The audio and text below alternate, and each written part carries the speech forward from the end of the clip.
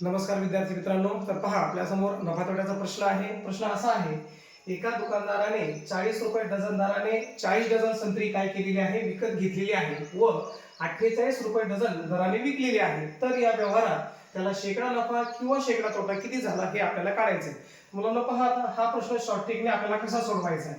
मुलांना त्याने जे खरेदी केलेली आहे, म्हणजे त्याची जी खरेदी किंमत आहे ती 40 रुपये डझन त्याने केलेली आहे. 40 रुपये डझन. अशा रीतीने 40 डझन संत्री काय केल्यात, विकत घेतल्यात, म्हणजे खरेदी केल्यात आणि विकताना 48 रुपये दराने विकल्यात, म्हणजे तेवढेच विकल्यात असं त्यांनी सांगितलंय.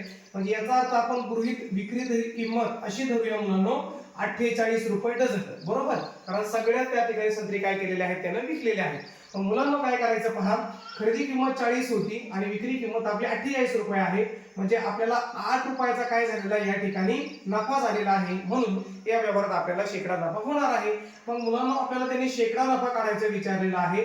तर शेकडा नफ्याचा आपल्याकडे एक फॉर्म्युला आहे मुलांना, शॉर्टकट ट्रिक आहे. काय तर झालेला नफा घ्यायचा मुलांना 8 रुपये, त्याला भागिले त्याची खरेदी किंमत घ्या मुलांना 40 रुपये आणि गुणिले काय करायचंय, 100 करायचंय.